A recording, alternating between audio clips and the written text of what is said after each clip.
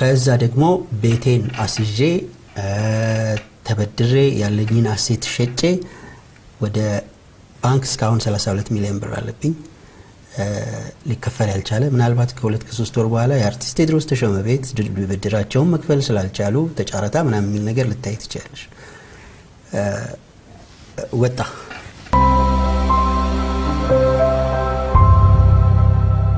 ሜሪትስ ፕሮፐርቲ እንኳን ለፈረንጆቹ አዲስ ዓመት በሰላም አደረሳችሁ እያለ ከ35% ታላቅ የዋጋ ቅናሽ ጋር ተመልሷል። ሜሪትስ ፕሮፐርቲ ባለ 1 መኝታ ሽያጭ ማጠናቀቃችንን ከወዲሁ እየገለጽን ባለ 2 እና ባለ 3 መኝታ አፓርትመንቶችን በጥሬ ገንዘብ ለሚከፍሉ በካሬ 68000 ብር የ35% ቅናሽ የተደረገባቸውን የመኖሪያ አፓርትመንቶች ይዞሎት ቀርበዋል። ይህ ሳይት ከቤተ መንግስት አቅራቢያ ላይ የሚገኝ ሲሆን አራዳ ፓርክና ፍሬንድሺፕ ፓርክን ከፊትና ከኋላ እየተመለከቱ ይኑሩ ይሎታል። ባለ 2 መኝታ በ6.4 ሚሊዮን ብር ጠቅላላ ክፍያ፣ ባለ 3 መኝታ በ8.8 ሚሊዮን ብር አጠቃላይ ክፍያ አቅርቦላችኋል። በዚህ ቅንጡ መንደር ውስጥ መዋኛ ገንዳ፣ ጂምናዚየም፣ ደረጃቸውን የጠበቁ ሰፋፊ ሊፍቶች፣ ምቹና በቂ መኪና ማቆሚያ ቦታዎች፣ ዘመናዊ የደረቅ ቆሻሻ ማስወገጃ፣ አውቶማቲክ ጄኔሬተር የተገጠመለት የከርሰ ምድር ውሃና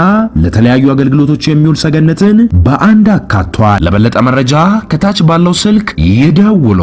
ፈልገው ጉዳይና የግድ መቀየር ነበረብኝ። ስለዚህ ቀየርኩት። አንዳንድ ጉዳይ በነገራችን ላይ በማድነቅን ጀምር ብዙ ጥያቄዎች የኢንተርቪው ጥያቄዎች ሪጀክት አድርጌ ነበር። በተለይ ሰሞኑን የተካሄዱ ባሉ ነገሮች እና ያንቺን ሾዎች ደግሞ አያቸው ነበር። ስለዚህ አንባያዝድ የሆነ በጣም ዴሪንግ የግል አጀንዳ የሌለው ስራን ብቻ ላይ አተኩሮ የሚሰራ ሆኖ ነው ያገኘሁት። ኢንተርቪዎችሽን በጣም ዴሪንግ ናቸው፣ ይሉኝታ የላቸውም። ስለዚህ ሳላንገራግር ነው እሺ ያልኩሽ ደስ ስላለኝ እና ቀድሜ ያከብርሽ ስለነበረ ነው። በጣም ነው እና ሾውም ጥሩ ነው እንዳይቆም ይቀጥል። በጣም አመሰግናለሁ። ልክ ነው። ሳታንገራግር ነው የተቀበልከኝ። ለኔም ብዙ ስላላስለፋኝ በጣም አመሰግናለሁ። ስልክ ለምን እንደቀየርክ ምን እንደተፈጠረ ንገረኝ። ስልክ የሚያስቀይር ምን ነበር?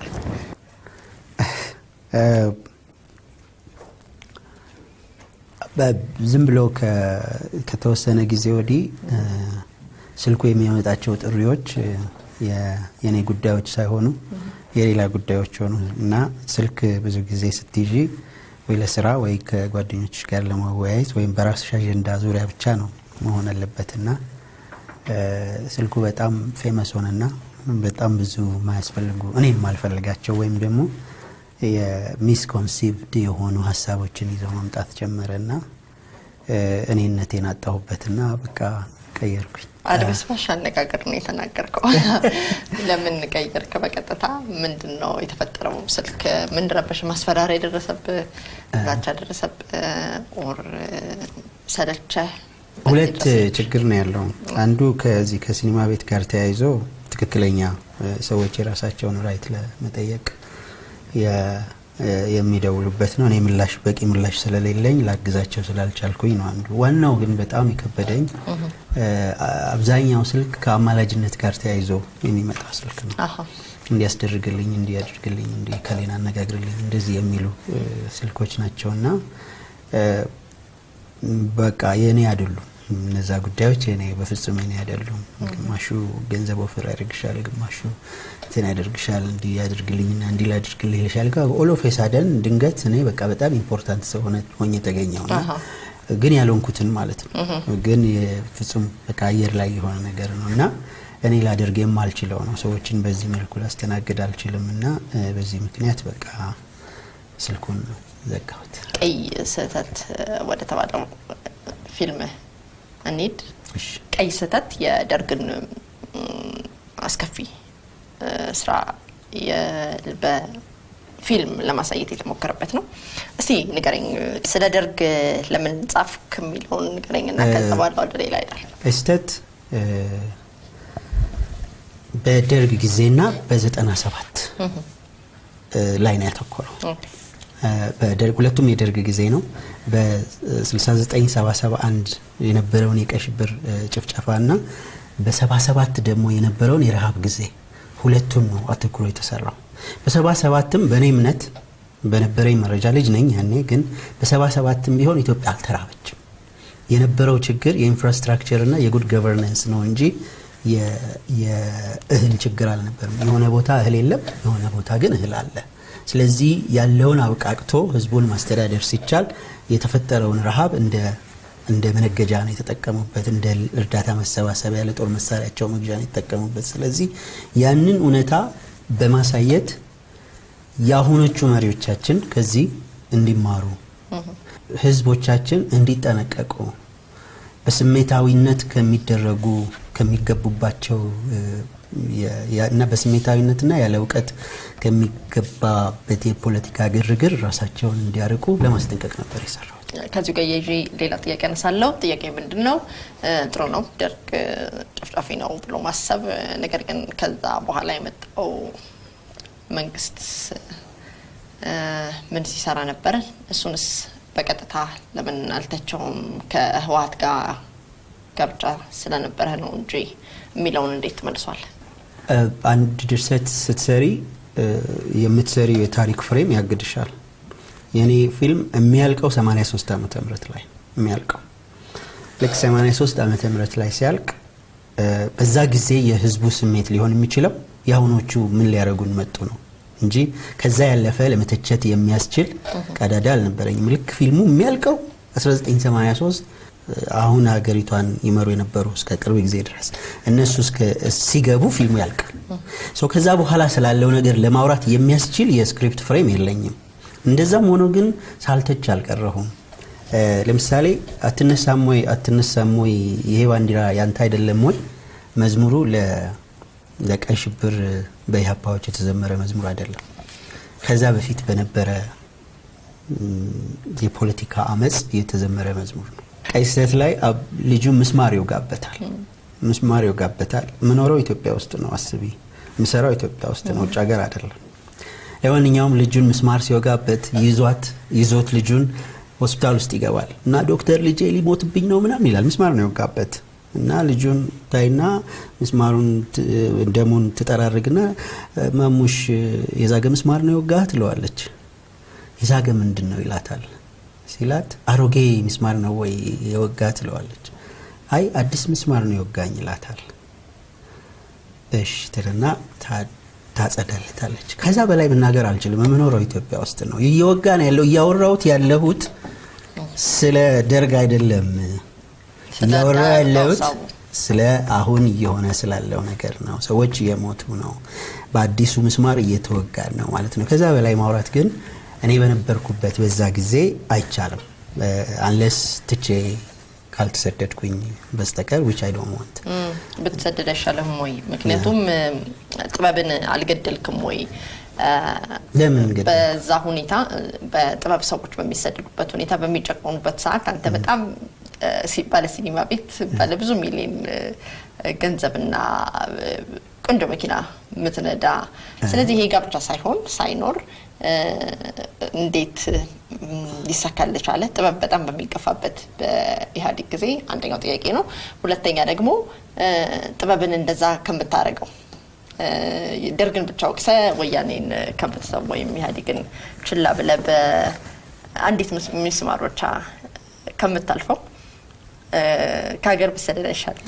ነው አዝ ፊልም ሜከር ወቀሳና ምስጋና አይደለም የተያዘው። አዝ ፊልም ሜከር አንድ ስቶሪ ተጻፈ፣ ገብቶሻል አይደለ? ያ ይሄ ስቶሪ የተጻፈው የ97ቱ ግርግር ከመጀመሩ በፊት ነው። ስለዚህ ከሌለ መውቀስ ከሌለ ከ97 በኋላ ነው ኢህአዴግ ጨቋኝ ነው ብለህ ያሰብከው አንተ?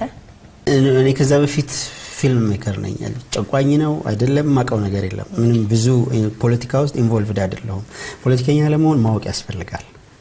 እኔ ፖለቲከኛ አይደለሁም። ኢህአዴግ ጨቋኝ ነው ለማለት ፖለቲከኛ መሆን ያስፈልጋል ይመስለኛል። ማወቅ ያስፈልጋል። ለማንኛውም ነገር አስተያየት ለመስጠት ፖለቲክስ ነው። ኢህአዴግ ጨቋኝ ነው ማለትም ፖለቲክስ ነው፣ አይደለም ማለት ፖለቲክስ ነው። ስለዚህ እዚህ ላይ አስተያየት ለመስጠት እውቀት ይፈልጋል። አቋርጣለሁ። አሁን ወጣቶች ኢህአዴግ ጨቋኝ ነው ብሎ በአደባባይ ሲወጡ፣ እናቶች ኢህአዴግ ጨቋኝ ነው ብሎ በአደባባይ ሲወጡ፣ አንብበው ነው በምን ተረድተው ነው ብለህ ታስባለህ? ሰዎች ባመኑበት መንገድ ሀሳባቸውን ይገልጻሉ። ኦኬ አንዳንድ ሰው መንገድ ላይ ወጥቶ መፈክር በማሰማት በመጮህ በመቃወም ድንጋይ በመወርወር ሀሳቡን ይገልጻል። ያ ልክ አይደለም የሚል እምነት የለኝም። አንዳንድ ሰዎች ደግሞ በጽሁፍ ሀሳባቸውን ይገልጻሉ፣ በአርቲክል በጡመራ ሀሳባቸውን ይገልጻሉ። ተቃውሞ ነው እሱ። አንዳንድ ሰዎች ደግሞ በሙያቸው ሀሳባቸውን ይገልጻሉ። ኦኬ እኔ በሙያቸው ሀሳባቸውን መግለጽ ከሚፈልጉት ሰዎች መድበኝ። ደስተኛ ነበርኩ ወይ ካልሽኝ አልነበርኩም። በሲስተሙ ደስተኛ ነበርኩ ወይ ካልሽኝ አልነበርኩም። ስለዚህ በዛ ሰዓት በዛ በነበረኝ የእውቀት መጠን ያኔ በነበረኝ የእውቀት መጠን ልሰራ የምችለው የድፍረትም መጠን ልደፍር የምችለው ከዛ በላይ አልነበረም። ስለዚህ ይኸው ነው። ይልቅ አንድ ካነሳሽው አይቀር ቀስተትን ከቀስተት ጋር አልጨረስኩም። ቀስተትን እንደማነሳው ከድርሰቱ የአቶ በረከትና የህላዊ ነው። እሱን ነው ልልሽ የነበረው። በቀስተትን ጨርሰን ባህልና ቱሪዝም የአዲስ አበባ ባህልና ቱሪዝም ልናስገመግመው ስንሄድ ተከለከለ። መታየት አይችልም፣ ወቅቱ እንትን ስለሆነ መታየት አይችልም ተባለ። በጣም ብዙ መስዋዕትነት ነው የከፈልንበት።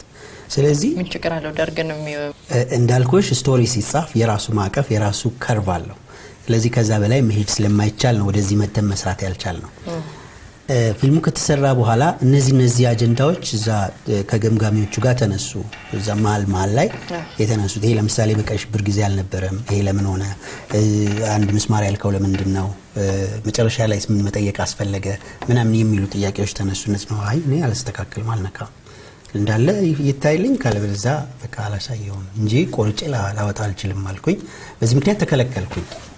ጎዳን ነው የሚሉት እሱ ጎዳን ነው። አይ እንግዲህ እነዚህ ኃላፊነት መውሰድ ፖለቲከኞች አይደሉም። የባህልና ቱሪዝም ፊልም ገምጋሚዎች ናቸው። ፍራቻ ካልሆነ በስተቀር የስርዓቱ ደጋፊዎች ናቸው ብሎ መውቀስም አይቻልም። ግን በሲስተም ውስጥ የሚሰሩ ስለሆኑ ይሄን ለምን ፈቀዳችሁ ብለው ጥያቄ ይመጣባቸዋል በኋላ። ስለዚህ ባይፈቅዱ አይፈረድባቸውም። ሰው ቀጥሎ የነበረው ነገር ምን ይሻላል? ፊልሙ ላይ የነበረው ሸዋፈራው ነው አንዱ ተዋናይና አረ ምን ይሻላል ይሄ ነገር ልንከለከል ነው ስለው እኔ አቶ ላዩን አውቀዋለሁ እሱ ጋር እንሄዳለን። እኔ አቶ ላዩን ከዛ በፊት አላውቀውም። ከዛ ተያይዘን ማዘጋጃ ቤት ምክትል ከንቲባ ነበር። ሄድን እንደዚህ ፊልም ሰርተን ልንከለከል ነውና እዩልንና ፍቀዱልን ብለን ጠየቅን። ከዛ እስቲ ፊልሙን አምጥታል። እሺ አለ። የት እናምጣው ስንል 4 ኪሎ የኢህአዴግ ጽሕፈት ቤት ምናምን። እሺ ብለን ፈረንጁን ይዤ ገና ኤዲት እያደረገ ነው ከነ ኮምፒውተሬ ይዤው ሄድኩኝ ማለት ነው። እኔ ለህላይ ላሳይ ነው። ከዛ ፊልሙ አቶ ላይ ቁጭ አለ። ፊልሙ ልንከፍት እየተዘገጃጀን ኃይለ ማርያም መጣ። ደነገጥኩኝ። ያኔ ብዙም እንትን አልነበረው። ጠቅላይ ሚኒስትሩ ናቸው። ጠቅላይ ሚኒስትር ኃይለ ማርያም መጡ። ከዛ ትንሽ ቆይና አቶ አባይ ፀሐዬ መጡ። ደነገጥኩኝ። ከዛ አቶ በረከት መጣ። ፊልሙ ከመከፈቱ በፊት አንዴ ባካችሁ ይቅርታ ሽንት ቤት ደርሼ ልምጣ ብዬ ጠየኳቸው። ሄድኩኝ ሽንት ቤት፣ በሩን ዘጋው። ሚስቴ ጋር ደወልኩ።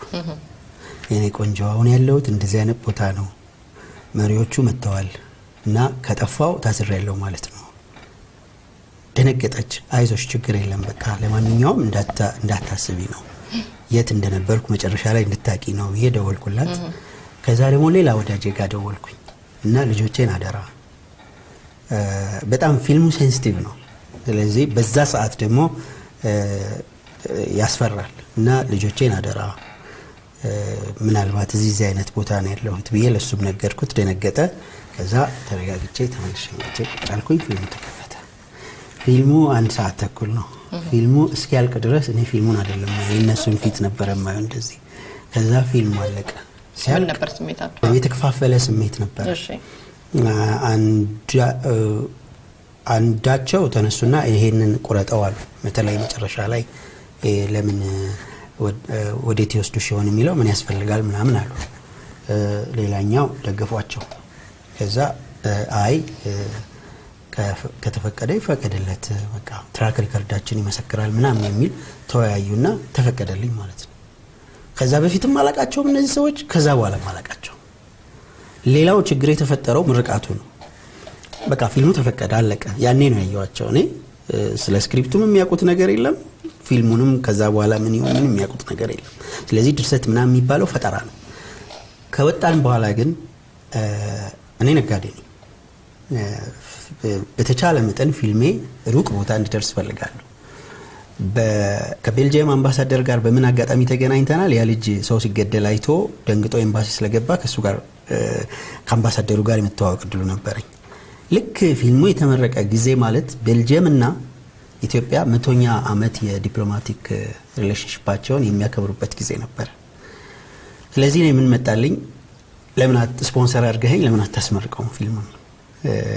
ከዛ የዚህ የዲፕሎማቲክ ሪሌሽንሺፑ ሴሌብሬሽን አካል አድርገው እና ምንድነው የምትፈልገው አንተ አለኝ። እኔ ምንም አልፈልግም፣ ግን ኢንተርናሽናል ኮሚኒቲውን አምጣልኝ፣ ጋብዝልኝ። ስለዚህ የኢትዮጵያን የፊልም ኢንዱስትሪ ፕሮሞት አደርጋለሁ። በኤምባሲዎች ሲጋበዙ፣ አምባሳደሮች ሲጋበዙ የኢትዮጵያን የፊልም ኢንዱስትሪ ፕሮሞት አደርጋለሁ። ክፍያ አትፈልግም? አልፈልግም። እኔ የምፈልገው ይሄንን ወጪውን ከቻልከኝ የምርቃቱን ከዛ በላይ አልፈልግም አልኩኝ። ከዛ እሺ አለ፣ ተስማማን፣ ስምምነት አደረግን። ከዛ 600 ሰው ቤልጂየም ኤምባሲ ጠራ። 400 ነው ጠራው። ከቤልጂየም አምባሳደር ጋር ቆመን እንግዳ እንቀበላለን። ስንቀበል የክብር እንግዳው ስዩም መስፍን የውጭ ጉዳይ ሚኒስትር። አብሬን የደነገጥኩት እውነት ለመናገር ደስ ብሎኛል። ምክንያቱም በዛ ሰዓት የነበረኝ ስሜት ፊልሜ ምን ያህል ሃይ ፕሮፋይል እንደሄደ እንጂ ከዛ በጀርባ ያለውን ነገር ብዙም አላሰብኩበትም። ከዛ ሲመጡ ባለስልጣናት ሲመጡ በቃ መለስ ብቻ ነው ያልነበረው በዛ ሰዓት። ግን የጋበዝኳቸው ነው አይደለም፣ ቤልጂየም ኤምባሲ ነው የ100ኛ ዓመቱን የዲፕሎማቲክ ሪሌሽንሺፕ ሴሌብሬት ለማድረግ ማለት ነው። ከዛ ጋባዦቹ እኔና የቤልጂየም አምባሳደር ነን ቆመን ህዝብ ስናስተናግድ የነበር ነው። ስለዚህ እንግዲህ የውጭ ግንኙነት ስለሆነ አክብረው ስለመጡ ቤልጂየም ኤምባሲና እነሱ ይመሰጋገኑ። እውነቱ ግን ይሄ ነው። ከዚህ በሲኒማ ቤት ጋር በተገናኘ በፊልም ክፍያዎች ምክንያት በተደጋጋሚ ስም ይነሳል። ያንተ ስም ሲኒማ ቤቱ አንተ ስም ያው በርግጥ ማኔጀሩ ያንተ ነው፣ ግን በተደጋጋሚ ያንተ ሲኒማ ቤት ሴባስቶፖል ሲኒማ ከክፍያ ጋር በተገናኘ ስሙ ይነሳል። ምንድነው ችግሩ? ችግሩ አገራዊ ነው። ከ2003 ጀምሮ እስከ 2006 ድረስ በጣም ጥሩ ነበር። በጣም በቃ ጥሩ ነበር። ልክ 2006 መጨረሻ አካባቢ ኢንዱስትሪው መቀዝቀዝ ጀመረ። ኢንዱስትሪው እንደ ኢንዱስትሪ መቀዝቀዝ ጀመረ። ከዛ ሌላ የቴሌቪዥን ኢንተርቴይንመንቶች እየጨመሩ መጡ። ሰው በአንድ ቴሌቪዥን ብቻ ማሳበብ ይፈልጋል። ውሸት ነው። ሁሉም የቴሌቪዥን ፕሮግራሞች ጥሩ ሆኑ። ኤኒዌይ ወደ ጥያቄሽ ልመለስና ጥያቄ ከክፍያ ጋር በተገናኘ ልክ 2006 ላይ ኮንትራታችን አለቀ። ኮንትራታችን ሲያልቅ ደነገጥን። የምናሳይበት ቦታ የለን። በዚህ ክርክር ላይ ያለን ደግሞ ክስ መጣብን። አንድ የባለጊዜ ዘመድ ከሰሰችን። ሌላ ሲኒማ ቤት ከፈተች። የባለጊዜ ዘመድ ማለት የኢህአዴግ ዘመድ? አንቺ በዩ እኔ ስለምፈራ አሁንም ማለት እና ከሰሰችን ስልሽ እሷ አይደለችም የከሰሰችን። ለሷ አግዞ የመንግስት ቢሮ ከሰሰን። እሺ ከሰሰንና በድርጅታችን እንዲዘጋ ንግድ ፍቃዳችን እንዲቀማ እና በሚዲያ ይቅርታ እንድንጠይቅ የተከሰስንበት አንቀጽ የንግድ የበላይነትን መያዝ፣ የያዙትን የበላይነት በመጠቀም ለመደራደር ፍቃደኛ ባለመሆን በሚል አንቀጽ ነው የተከሰስነው። ተከሰሰን፣ ደነገጥኩኝ። ስለዚህ ንግድ ድርጅታ መንግስት ነው የከሰሰን። መንግስት ከከሰሰን እንሸነፋለን። ስለዚህ ሲኒማ ቤታችን ልንቀማ ነው።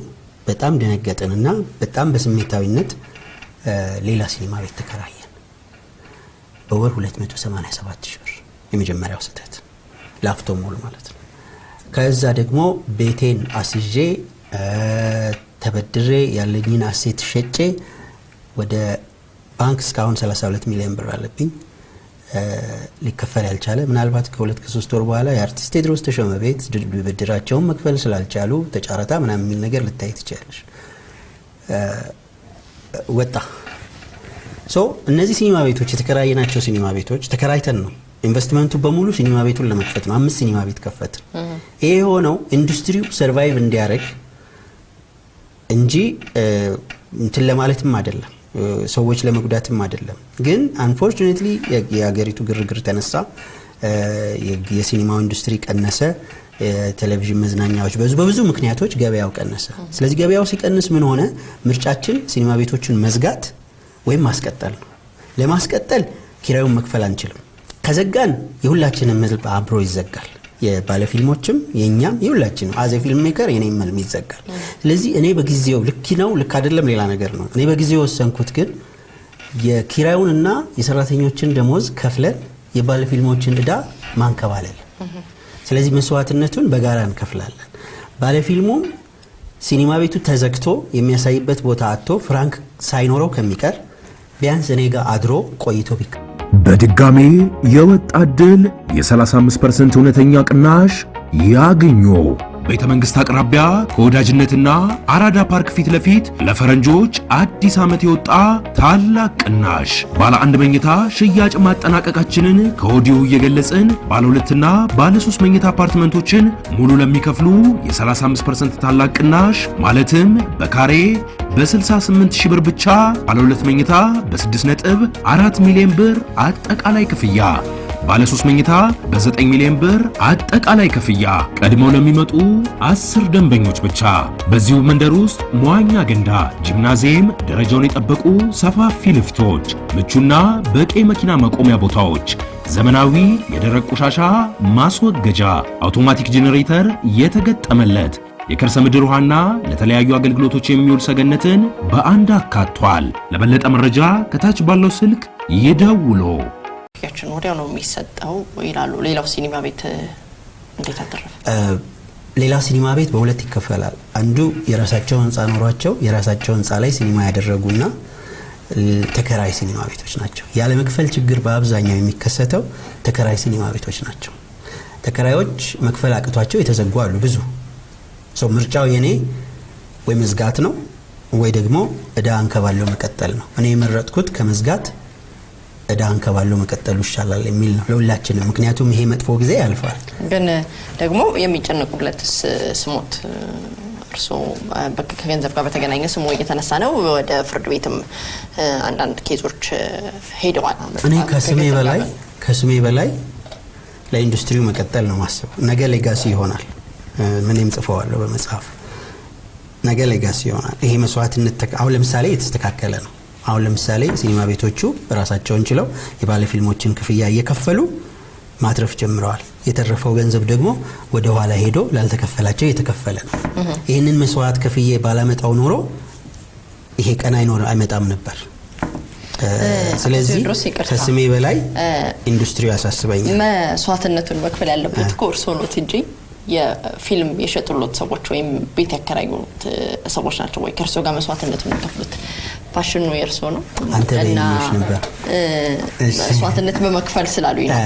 እርሶ መስዋዕትነቱን ሲከፍሉ ወደ እርሶ ፊልም የሚያመጡ ወደ አንተ ፊልም የሚያመጡ ሰዎች አብረው ለምን መስዋዕት ይሆናሉ? ለምሳሌ 2 ክሶችን ላንሳ ከእርሶ ጋር የተገናኘ። በቅርቡ በጥቅምት 6 2011 የፌዴራል ፍርድ ቤት 6ኛ ፍትሐ ብሔር ችሎት ልደታ ምድብ በእርሶ ላይ ያስተላለፈው ውሳኔ ነው።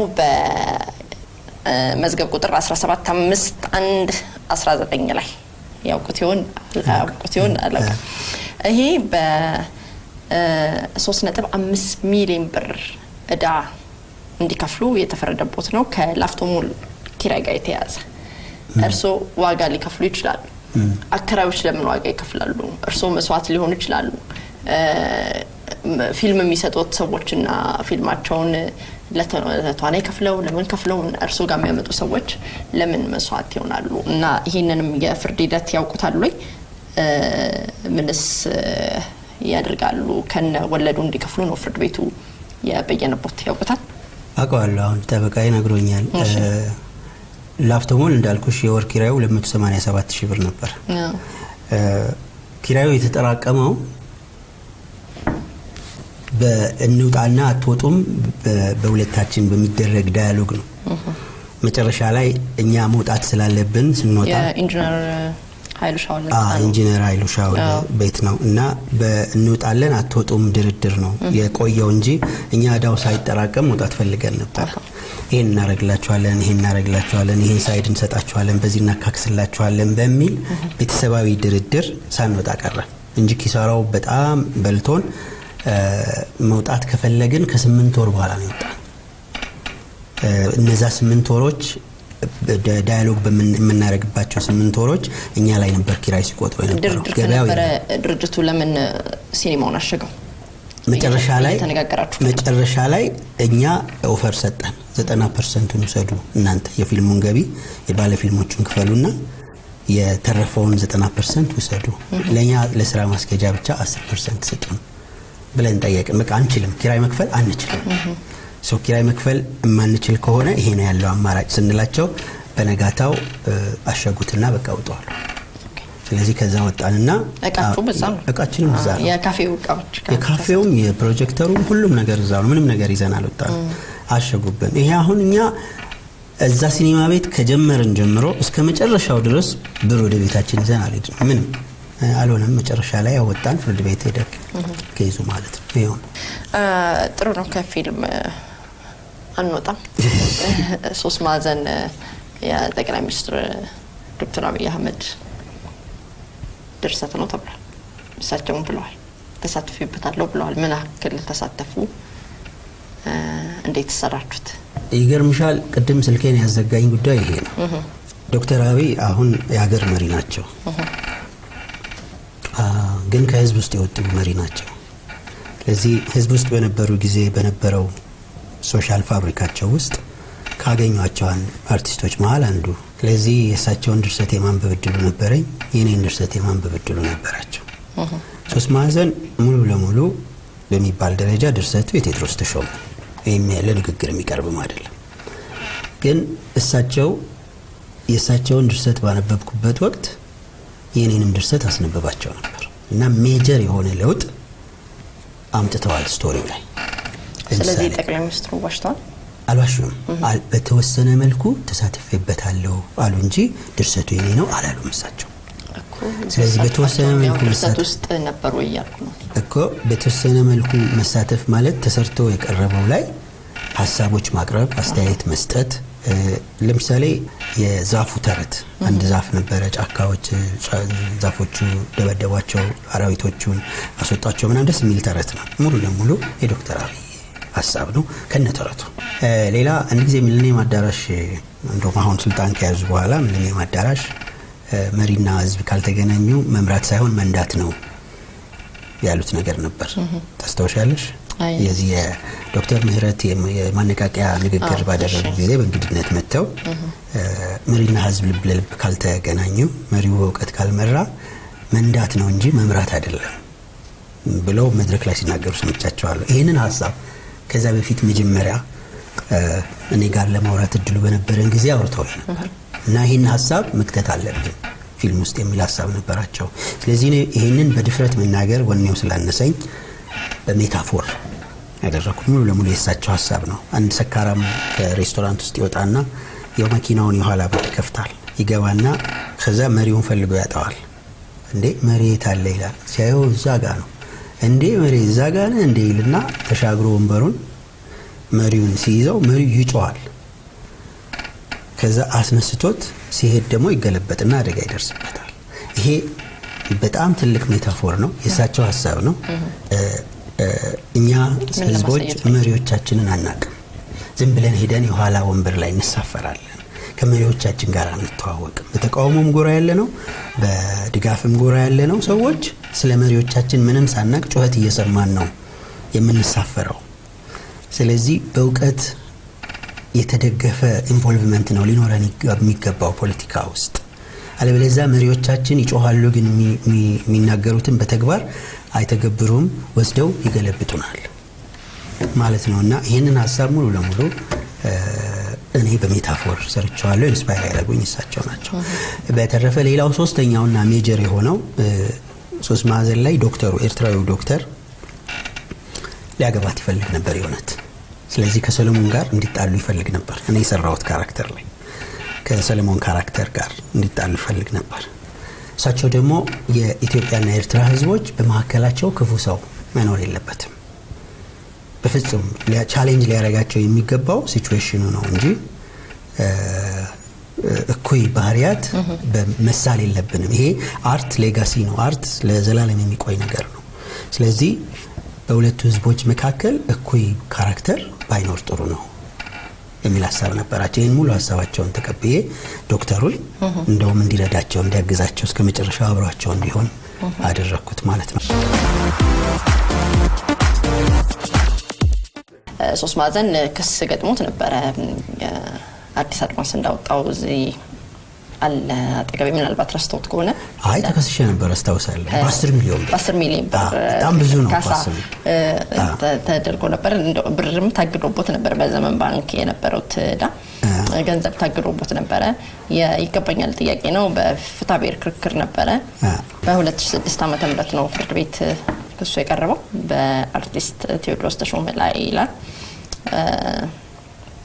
ፍቅር ሲበቀል የተሰኘ የረጅም ልቦለድ መጽሐፍ የተወሰደ ነው የሚል አቤቱታ ነው አቤቱታውን ያሰሙት ደራሲ አትንኩት ሙሉጌታ ይባላሉ እስቲ ይሄንን ነገር ይንገሩኝ ፍርድ ቤት ውስጥ በመጨረሻ ምን አለ የ10 ሚሊዮን በምን ተጠናቀቀ በጣም አስቂኝ ክስ ነው በጣም የሚያስቀው በሁለት ምክንያት ነው አንዱ ለድርሰት ለፊልም ድርሰት ከ70 ሺህ ብር በላይ በማይከፈልበት ሀገር ላይ 10 ሚሊዮን ብር መጠየቅ ያስደነግጣል ስላገኙ ከፊልም ገቢው 10 ሚሊዮን ይገባኛል ያስደነግጣል ሁለተኛው ራሱ የክስ አጀማመሩ ሁሉ ያስደነግጣል መጽሐፉ እውነት ነው ተጽፏል እኔ ከዛ በፊት መፈጠሩንም አላውቅም መጽሐፍ መኖሩንም አላውቅም ይሄ ድርሰት የኔም አይደለም ሲጀመር 3 ማዕዘን ቁጥር 1 እኔ 3 ማዕዘን ቁጥር 1 እና ቁጥር 2 አንድ ላይ ነው የጻፍኩት ይሄ ልጅ የከሰሰው ገና 3 ማዕዘን ቁጥር 1 ላይ ነው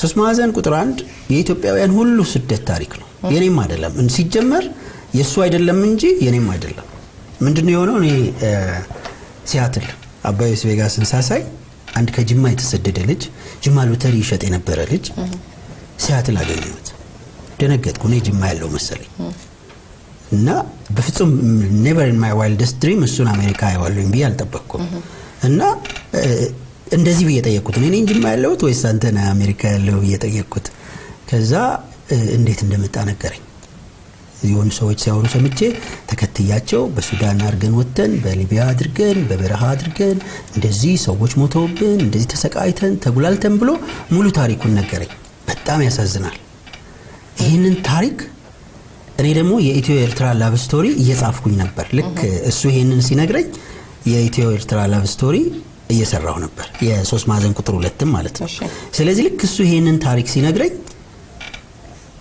የነዚህን የቃላብንና የዊንታን ትውውቅ በረሃ ላይ ለምን አላደርገውም ብዬ ወሰንኩኝ እንዳለ የጻፍኩት ከፍቅረኛዎቹ ታሪክ በስተቀር ፊልም ውስጥ ያለው የፍቅር የሁለቱ ታሪክ የጀማልና የሰላም ተስፋ የምትጫወተው ካራክተር ቃላብና የዊንታ ታሪክ በስተቀር በሙሉ የበረሃው ጉዞ ልፋቱ ሞቱ ያልጀ ነገር እሱ ብቻ አይደለም ከዛ በኋላ ሪሰርች ስናደርግ ማአት በቃ የበረሃ ታሪክ አለ እንደውም ከሰማኋቸው ውስጥ ያላስገባኋቸው ይበዛሉ በጣም አሰቃቂ በቃ ለማየት የሚከብዱ በኢትዮጵያውያን ወገኖቻችን ላይ የደረሱ በስደት ውስጥ ብዙ ችግሮች ነበሩ ስለዚህ 3 ማዕዘን ቁጥር 1 ላይ የምታዩ በሙሉ ከሰዎች የተሰበሰበ ታሪክ ነው እኔም አልተሰደድኩም በዛ መንገድ ልጽፈው አልችልም ይሄ ነው ታሪኩ ልጁ የከሰሰኝ የሱ መጽሐፍ ደግሞ ከጎንደር ይነሳና ግብጽ ይደርስና ከባለ ታሪኮቹ ከዛ ግብጽ ላይ ይለያያሉ ተመልሰው ጎንደር ይመለሳሉ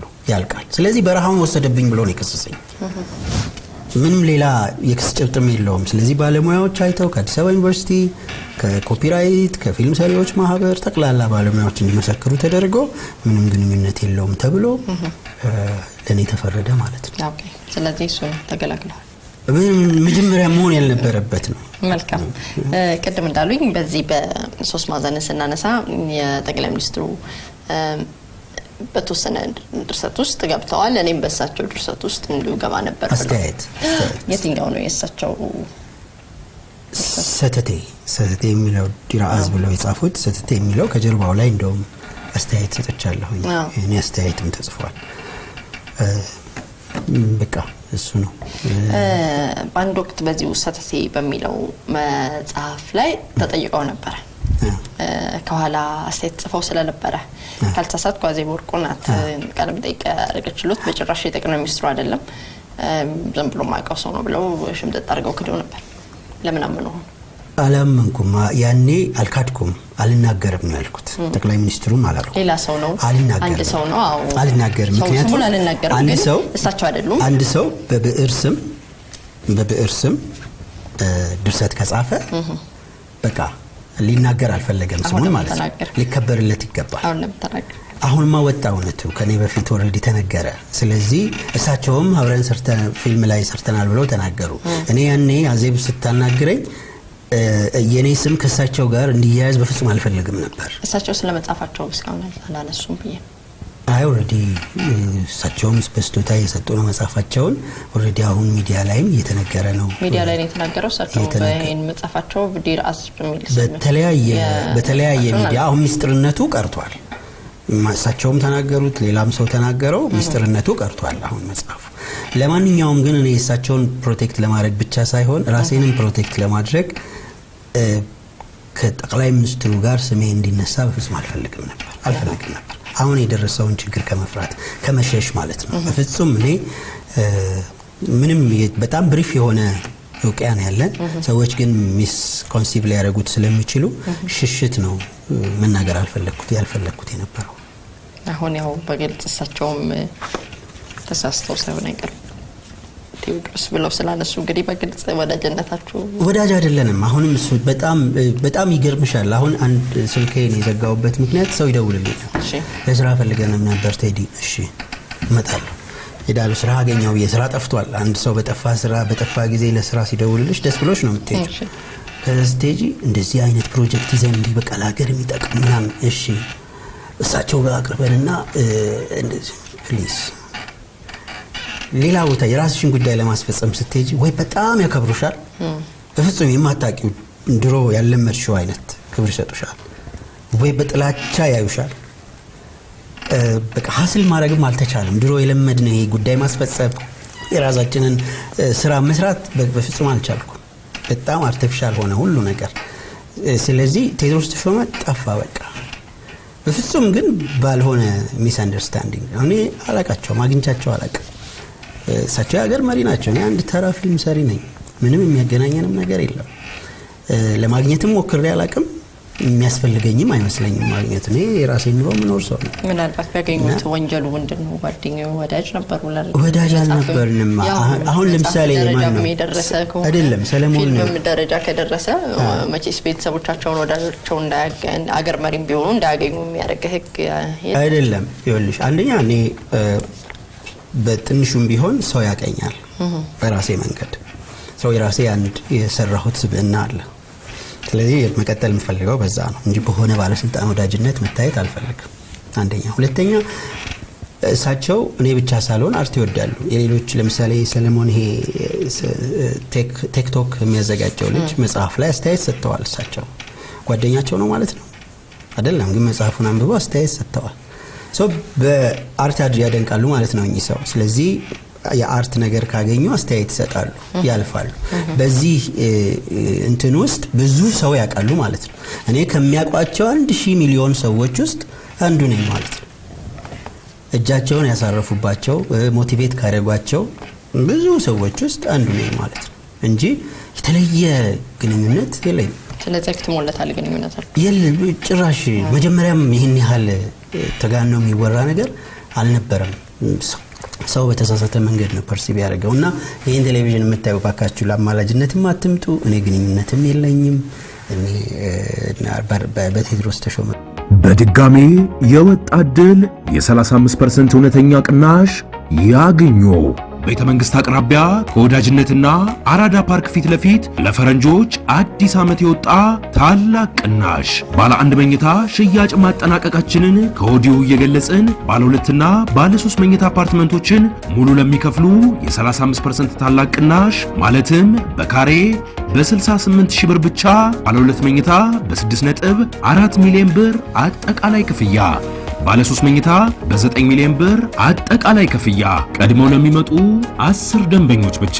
በዚሁ መንደር ውስጥ መዋኛ ገንዳ፣ ጂምናዚየም፣ ደረጃውን የጠበቁ ሰፋፊ ልፍቶች፣ ምቹና በቂ መኪና መቆሚያ ቦታዎች፣ ዘመናዊ የደረቅ ቆሻሻ ማስወገጃ፣ አውቶማቲክ ጄኔሬተር የተገጠመለት የከርሰ ምድር ውሃና ለተለያዩ አገልግሎቶች የሚውል ሰገነትን በአንድ አካቷል። ለበለጠ መረጃ ከታች ባለው ስልክ ይደውሉ።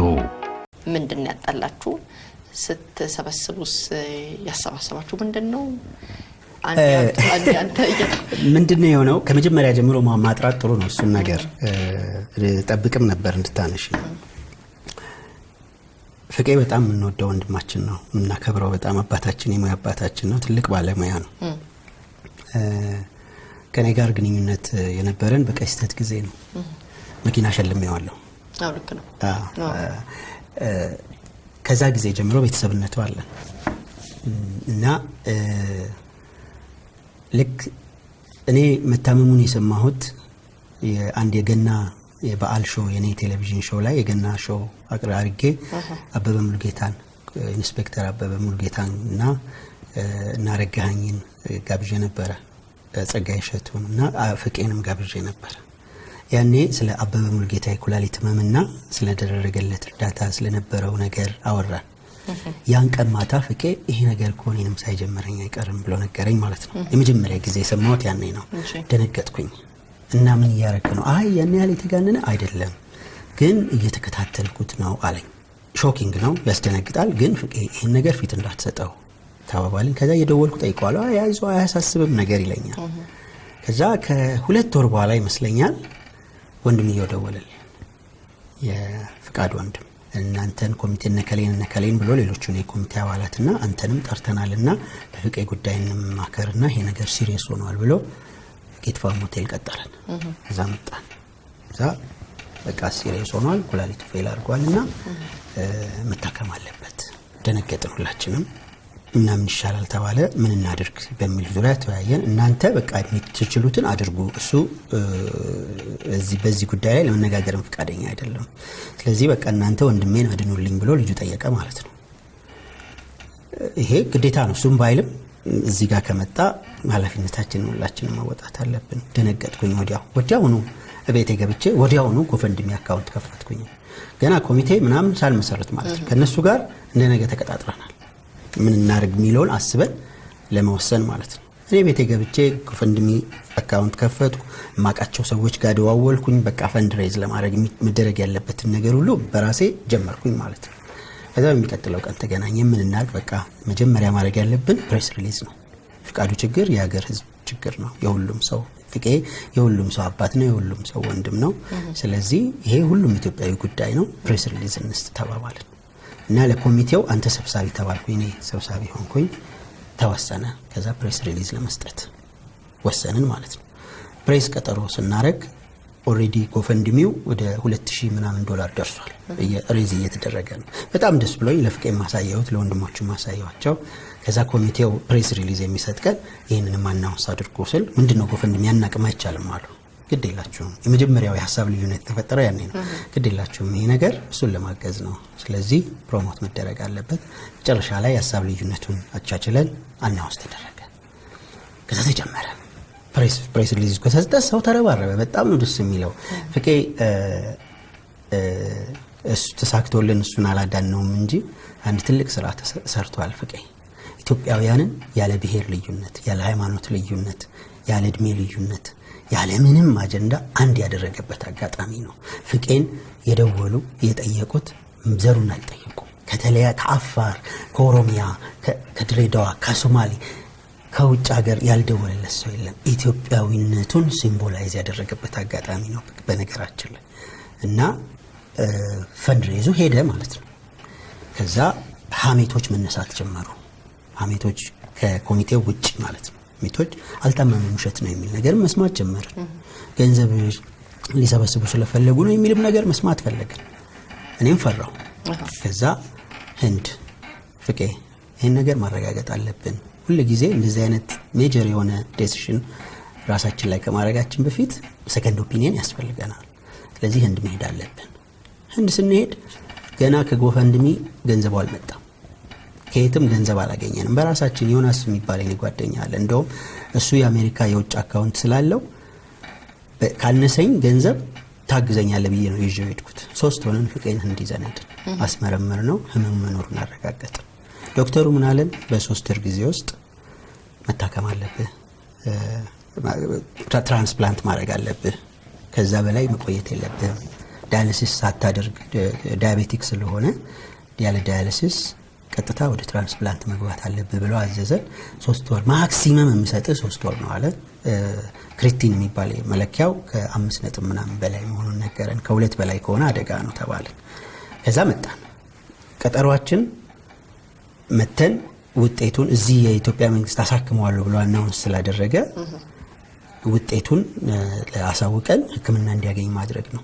ልክ እንደመጣን በነጋታው ተያይዘው ጳውሎስ ሆስፒታል ሄዱ። ጳውሎስ ሆስፒታል ሲሄዱ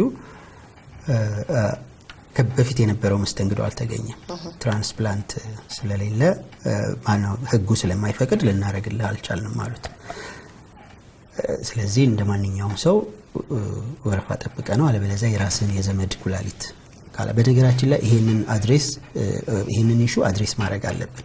ሰዎች ኩላሊት ዶነር አግኝተው አቅም ኖሯቸው እየሞቱ ነው ያሉት። ለምን? በህግ ምክንያት። ህጉ ዘመድ ካልሆነ ኩላሊት መስጠት አይችልም የሚል አለ የኢትዮጵያ ህግ እና ይሄ ህግ ሪቫይዝ ሊደረግ ይገባል። ወዳጅ፣ ወንድም፣ ጓደኛ የሩቅም ቢሆን ዘመድ ኩላሊቱን ለመስጠት ፈቃደኛ ከሆነ ወንጀል እንዳይሰራ ፕሮቴክት ተደርጎ ግን ሰዎች እንዲድኑ ሊፈቀድ ይገባል። ይሄ መልስ ሲሰጠው ጊቭ አፕ አደረገ። በቃ ገዳም ሊሄድ አለ። ተያይዘው ገዳም ሄዱ። አሁን በሃይማኖት ውስጥ ኢንተርፌር ማድረግ አንችልም። በተቻለ መጠን ተገዳደር ነው ሁላችንም። ግን መሄድ ስለፈለገ ምንም ማድረግ አልቻለም። እንደውም ኃላፊነቱን ወስዳለሁ ብሎ ሐኪም ቤት ሁሉ ፈርሞ ነው ሄደ። እዛ የሁለተኛው የሀሳብ ልዩነት ተፈጠረ። ኮሚቴው መጣና እንፈልጋለን አሉኝ። ደወሉና እና በወንድምህ ስም ለምንድን ነው ያደረከው አካውንቱን አሉኝ።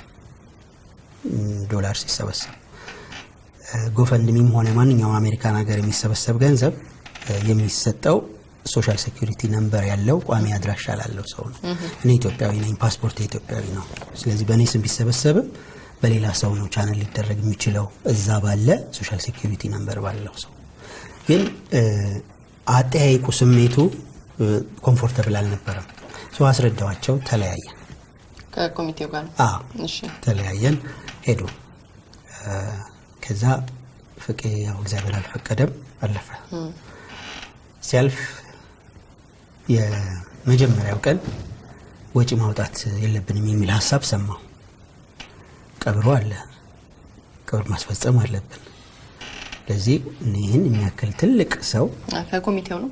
እሺ ትልቅ ሰው በወጪ በገንዘብ እጦት በፍጹም እንትን ማለት የለ። እጄ ላይ ብር አለ። ስለዚህ እኔ ሙሉ ኃላፊነቱን ወስዳለሁ ብዬ ቀብሩን ወጪ እኔ ሸፈንኩኝ ማለት ነው።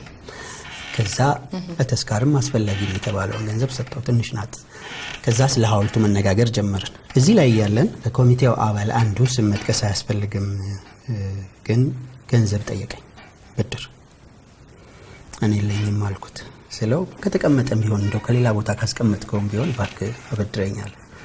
አይ ያስቀመጥኩትም ገንዘብ የለም አበድርም አልችልም። ሶሪ ከኮሚቴው አባል እሺ አልኩኝ ማለት ነው። ማን እንደሆነ ማለት አይ ጥሩ አይደለም። እኔ ይሄንን እንደውም አሁን በጣም ጫናው እየበዛ ስለመጣ እውነቱ መታወቅ ስላለበት ነው እንጂ ይዤው ባልፍ ነበር ደስ የሚለኝ።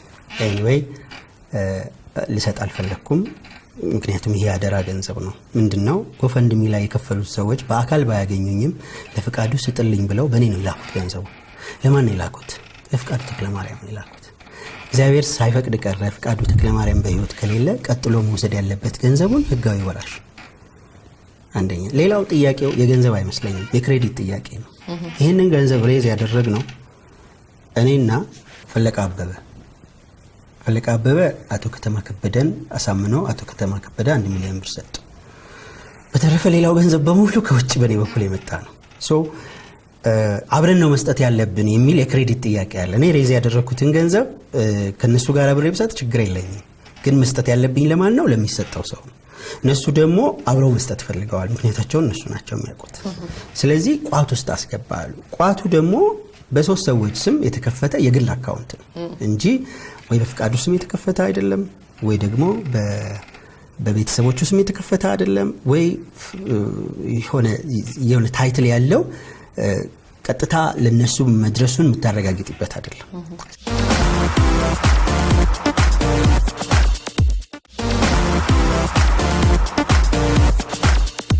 ሌላው ትልቁ ችግር የተፈጠረውና በመካከላችን ትልቅ ሪፍት የፈጠረው እኔ ቻይና ልሄድ እየተዘጋጀው ወደ ቻይና ልሄድ እየተዘጋጀው በአጋጣሚ ባለቤቴ ወንድም ሞተ። ስለዚህ የቻይና ጉዞዬን ቀየርኩኝና ወደ አሜሪካ ሄድኩኝ። አሜሪካ ሆኜ ቻይና ሄዳለሁ ያልኩት ለኮሚቴው ነው፣ ለሌላ ሰው አልተናገርኩም። ቻይና ስለሚሄድ ደርሼ ስመለስ እንወያያለን ብዬ። ከዛ አሜሪካ ሆኜ በሶሻል ሚዲያው ላይ ቴድሮስ ገንዘብ ይዞ ጠፋ የሚል በጣም እንትን ተደረገ። በጣም በቃ ያማል። የሰማሁት ደግሞ ሬስቶራንት ውስጥ ቁጭ ብዬ ነው፣ የሀበሻ ሬስቶራንት ውስጥ ከሌሎች የውጭ ዜጎች ጋር በሌላ ስራ ፌስቲቫል ኢትዮጵያ ላይ ለማዘጋጀት ዲል አድርጌ በጣም ደስ ብሎኝ አገሬን ምግብ ልጋብዛችሁ ብዬ ይዣቸው ሄጄ ሬስቶራንት ውስጥ አንድ ኢትዮጵያዊ ይሳደባል በኃይል ስሜታዊ ሆነው። እኔን አልመሰለኝም መጀመሪያ። ይሄ ሰው ገንዘቡን ይዘህበት ምናምን ገና ፍቄ በህይወት እያለ ነው እና ይዘህበት ሰርቀህ እዚህ ትዝናናለህ ምናምን እኔን ነው ስራው ምን ታመጣለህ ብሎ በቃ ሊደበድበኝ ተጋበዘ። ከዛ በጋርድ ወጣ ሰውየው። ከዛ ምንድነው ስል ሶሻል ኔትወርክ ላይ እኮ እንደዚህ እየተባልክ ነው አሉ። ሄጄ ቼክ ሳረግ በቃ አገር በሙሉ ይሳደባል ሶሻል ኔትወርክ። እኔም ማውቀው ምንም ነገር የለም። ገና ከጎፈንድሚ እንኳን ወደ እኔ አካውንት አልዞረም ገንዘቡ። እና በጣም ስሜታዊ ሆኜ ደወልኩኝ እዚህ ለመቅደስ። ለምን ዲፌንድ አታረጉኝም? ኮሚቴ አይደለንም ወይ? አብረን እየሰራን አይደለም ወይ? ለምን ዲፌንድ አታረጉኝም? እኔ እዚህ ነው ያለሁት ስል እስቲ ሐሳቡን አቀርባለሁ አለች። ምንም ሳይሉ ሁኔታው በጣም እየባሰ ሲሄድ እኔ ራሴ ወጥቼ እኔ ያልሰረኩም አልጠፋውም አገሬ ነኝ ብዬ መጣሁ። ቻይና ሄዳለሁ ብሎ አሜሪካ ሄዳለሁ የሚለው ከየትም ሊወጣ ስለማይችል ኮሚቴ ውስጥ የሆነ ኔጌቲቭ ኤነርጂ እንዳለ ፊል አድርጌያለሁ ማለት ነው። ክራይሲስ ማኔጅመንት ማለት ይሄ ነው። አንድ ክራይሲስ ሲያጋጥም በጋራ ሆነሽ ችግሩን ትፈቻለሽ። አንድ ሰው ችግሩ ሲገባ አታይም። ሰው ይሄ ልዩነት ባለበት ሁኔታ ለመጨረሻ ጊዜ እንደገና ተሰበሰቡና ገንዘብ ቋት ውስጥ አስገባሉ። አይ አንደኛ የእናንተን ክራይሲስ ማኔጅመንት አላምንበትም። እውነት ለመናገር የግል ጥርጣሬ የለኝም፣ በጣም የማከብራቸው ትልልቅ አርቲስቶች ናቸው። ግን የእናንተን ክራይሲስ ማኔጅመንት አላምንበትም። ህዝብ ይሄንን ገንዘብ ለፍቃዱ ስጥልኝ ብሎ ነው እኔን አምኖ ነው የሰጠኝ። ስለዚህ እምነቴን የምወጣው ኃላፊነቴን የምወጣው ለሊደርሳቸው ለሚገባ ሰዎች ሳደርስ ነው። በዛ ላይ የህግ ባለሙያ ደግሞ አማክር ያለው እነሱ ከጠየቁኝ በኋላ እሱም ትጠየቅበታለህ፣ ትከሰሳለህ። ስለዚህ መስጠት ያለብህ ህግ ለወሰነለት ሰው ነው እንጂ ለሌሎች ሰዎች አይደለም። ኃላፊነት አለብህ አለኝ። ይሄንን መልስ ሰጠው። በነገራችን ላይ ፕሬስ ሪሊዝ ለምን እንዳስፈለገም አይገባኝም። ለነገር የሚለኝ ነገር ነው። ፕሬስ ሪሊዙን ያደለው የሚጠራሁት የነበረኝ መረጃ ሁላችንም ሪፖርት እንደምናደርግ እነሱም እኛ አካውንት ውስጥ ከኢትዮጵያ ይሄን ያህል ተዋጥቷል፣ ስለዚህ ይሄን ያህል አለ፣ ይሄን ያህል ወጥቷል እንዲሉ፣ እኔም ደግሞ ከውጭ ሀገር ካሉ ዳያስፖራዎች በጎፈንድሚ አማካኝነት ይሄን ያህል ተዋጥቷል፣ ይሄን ያህል አለ ብዬ ሪፖርት ለማድረግ እንጂ አቋም መግለጫ ሊነበብ እንደዚህ አይነት ድራማ ሊሰራ እና ተደራጅተው መጥተው እንደዚህ አታክ እንደሚያደርጉኝ አላውቅም። በዛውም ትንሽ ወርፈዋቸዋል። እንግሊዘኛ መናገሬ ነው እንዳይረዱ አይ አረጉት አይደለ። ክራይሲስ ማኔጅመንት ማለት ታውቂያለሽ፣ ክራይሲስ ማኔጅመንት አላመነንም ሲሉ ነው። እኔ እዛ አልገባቸውም እንግዲህ ከሆነ ነው ምክንያቱም የተናገርኩት አላምናችሁም አይደለም ያልኩት። እነሱ በጣም መወዳቸው ትልልቅ ሰዎች ናቸው፣ ባለሙያዎች ናቸው። ክራይሲስ ማኔጅመንታችሁን አላምንበትም። ክራይሲስ ማኔጅመንት ማለት ከምን ይጀምራል? ያኔ የኔ ስም ሲጠፋ ሃንድል ከማድረግ ገንዘብ ሲገኝ እንዴት ነው ዲስትሪቢዩት ሊደረግ የሚችለው፣ ለምሳሌ አሁን ያለው ገንዘብ አወጣጡ እንዴት ነው መሆን ያለበት የሚለውን ያላምንበትም። ስለዚህ እኔ ኃላፊነት ወስጄ በተረከብኩት ገንዘብ ላይ ለሚመጣውም ችግር ሙሉ ለሙሉ ተጠያቂው እኔ ስለሆንኩኝ እኔ ነኝ ይሄንን ሃንድል ማድረግ ያለብኝ። ክራይሲስ ማኔጅመንት ማለት ይሄው ነው። እና እነሱ አላምንም አለ ብለው አቋም መግለጫ ሲያወጡ በጣም ፈንድ አረገኝ እና ይሄን ነው እንትን ያልኩ ሞረፍም አይደለም ጥያቄያቱ ቴዎድሮስ ከኮሚቴው አልፎ ኢትዮጵያውያን የሚነጋገሩበት ሆነ ማለት ነው። እርሶ የአርቲስት ፍቃዱ ተክለማርያም ባለቤት ህጋዊ ወራሽ አይደሉም ወይ? ለምን ሰጥተው አይገላገሉም ይሄን ገንዘብ? በጣም ጥሩ ጥያቄ ነው። የአርቲስት ፍቃዱ ባለቤት ህጋዊ ወራሽ ነች። የአርቲስት ፍቃዱ ወንድሞች ህጋዊ ወራሾች ናቸው። አሁን ደግሞ የፈራነው ነገር ደርሷል። ባላነሳው ደስ ይለኝ ነበር፣ ግን የግድ እውነት መውጣት ስላለበት ነው። አሁን ደግሞ ስሜን አውሻዋለሁ ያለው ልጅ እኔም ህጋዊ ወራሽ ነኝ ብሏል። የኔ ጠበቃ የፈራውም ይሄንን ነበረ። ስለዚህ ለማን ነው የሚሰጠው? አሁን እነዚህ ሰዎች ፍርድ ቤት ደርሰዋል። የአርቲስት ፍቃዱ ወንድሞችና ባለቤቱ በመሃላቸው ሪፍት የለም፣ ችግር የለውም። በህግ መሰረት አንድ ሰው ሲሞት ወራሾቹ ቀጥታ ወራሾቹ ልጆቹና ባለቤቱ ናቸው። 50%ን ባለቤቱ ይወስዳሉ፣ የቀረውን 50% ልጆቹ ይወስዳሉ። ልጅ ከሌለ አባትና እናት ይወስዳሉ። የባለቤቱ ድርሻ እንዳለ ሆኖ የቀረውን አባትና እናት ይወስዳሉ። አባትና እናት ከሌሉ ወንድምና እህቶች ይወስዳሉ። ስለዚህ በወንድምና እህቶችና በባለቤቱ መካከል ችግር የለም። እኔ እንደውም ያወያየኋቸው እንዲነጋገሩ የሚያደረኩት እኛ አብሬያቸው ነው ያለሁት። አሁን ግን ሌላ ሶስተኛ ሰው እኔ ነኝ ወራሽ ብሎ መጥቷል። በፍጹም ሊከፈል አይገባም። እንደውም በስጦታና በእርዳታ የተገኘ ገንዘብ የማንም ሳይሆን የአባቴ ነው፣ አባቴ ደግሞ የኔ ነው የሚል ክስ ቀርቧል እና የሰጡትን ሁሉ ከሳለው የሚል ማስጠንቀቂያ መጥቷል። ስለዚህ ፍራቻውም ይሄ ነበር። አሁን ለህዳር 28 ተቀጥረዋል። በየቀኑ ነው የምከታተለው። ወንድምየውም ጋር ደውላለሁ፣ ባለቤቱም ጋር ደውላለሁ። በተቻለ መጠን አልቆልኝ ሚዲያ ጠርቼ አንቺንም ጋብዤ ገንዘቡን ህዝብ እያየ ለማስረከብ እንደኔ ይወጓ የለም። ግን የፍርዱን ሂደት እየጠበቅን ነው። ግን የኔ ብቻ ለምን ይጠይቃል? ኮሚቴውም እኮ አልሰጠም ገና። አሁን ኮሚቴ አካውንት ውስጥ 1.1 ምናምን ሚሊዮን ብር ኮሚቴው አካውንት ውስጥ አለ። እሱም እኮ አለ እዛው ነው ያለው። ስለዚህ እነሱም የሚጠብቁት ምንድነው? የህጉን ውሳኔ ነው ማለት ነው። አለበለዚያ ሌላ ያሰቡት ነገር ካለ አላቅም። ስለዚህ ልንወቀስ የሚገባው መቼ ነው? ህግ ወስኖ ለነዚህ ሰዎች ስጧቸው ብሎን መስጠት ሲያቅተን ነው ልንወቀስ የሚገባው። ያኔ ወገቤን ያለን ጊዜ ልንወቀስ ይገባል። አሁን ግን አንዱን ለአንዱ ሰጥተን እኔ እንደውም ደሜ መራራ ነው። በየምክንያቱ ፍርድ ቤት ነው የሚገትሩኝ። ስለዚህ ይሄንን ስተሰረቼ ደግሞ ሌላ እድሜ ልኬን ማልወጣው ችግር ውስጥ በእዳ ላይ እዳ ልልሸከም አልችልም። ኦሬዲ ብዙ ጉዳዮች አሉ ፍርድ ቤት የሚያስገዱኝ። ስለዚህ ተጨማሪ ሌላ ሶስተኛ አራተኛ የፍርድ ቤት ጉዳይ አያስፈልገኝም። ጠበቃዬም ይሄ ሰልችቶት ነው መጨረሻ ላይ እከሌ ነው ወራሽ ለከሌ ስጥ ስትባል ትሰጣለህ ብሎ ገንዘቡ ቁጭ ብሏል እና ልክ ባለጊዜዎቹ ሲመጡ እኔ ነኝ እያጣደፍኩ ያለሁት። እንደውም ለማስታረቅ ሁሉ ሞክሬያለሁ። ስለዚህ የአርቲስት ፍቃዱ ተክለማርያም ቤተሰብ ውስጥ ገና የፍርድ ቤት ጉዳይ አለ። ኦኬ፣ ጥሩ ነው የገለጹት። የመጨረሻ ጥያቄ ነው የሚሆነው። እርስዎ ምናልባት የሚናገሩት ነገር ካለ በዛው አብረው ይጠቀልላሉ። ስላመኑልኝ ነው የጠቅላይ ሚኒስትሩን መጽሐፍ ከመጀመሪያ ማንሳት ነበረብኝ፣ በመሀል ስለተረሳ ነው። ዲራዝ ምህጻረ ቃል ነው ማለት ነው። ምንድን ነው አላውቅም። እሳቸውን ጠይቄ ምህጻረ ቃል ነው። እሳቸው የመረጡት የብዕር ስም ነው መሆን ነው። ስለዚህ ዝርዝሩን አላውቅም። ሶስቱ የሴት ልጆቻቸው ስምና መጨረሻ ላይ ደግሞ የቀዳማዊት እመቤቷ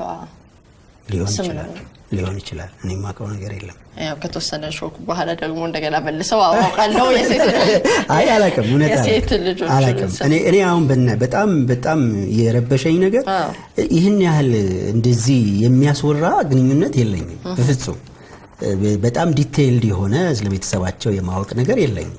አይ መጽሐፍ ከተገመገመና ፊልም እንኳን እሳቸው እሺ ሰለሞን ወዳጃቸው ነው። አሁን ከአሜሪካ ቲክቶክ የሚያዘጋጅ ልጅ መጽሐፉን ገምግመው ጀርባው ላይ አስተያየት ሰጥተዋል። እሱ ወዳጃቸው ነው፣ ጓደኛቸው ነው ማለት ነው። በጣም አመሰግናለሁ። በመጨረሻ ማለት የሚፈልጉት ነገር ካለ ማለት የምትፈልገው ነገር ካለ ብዙ ጊዜ አንቱ በማለት እንግዶቼን ስለማናገር አየር መንገድ የምትሰሪ መሰለኝ። ሆስተስ ነበርሽ አንቱ ይላሉ። ዛሬ አንተ ገና በይተባልኩና አምታታውት በመጨረሻ ማለት የምትፈልገው ነገር ካለ አንተ ነው። ምንም ስለጋበዝሽኝ አመሰግናለሁ። እንደዚህ ያልተለመደ ትሬንድ ነው ያዝሽው። ስለዚህ ቀጥይበት።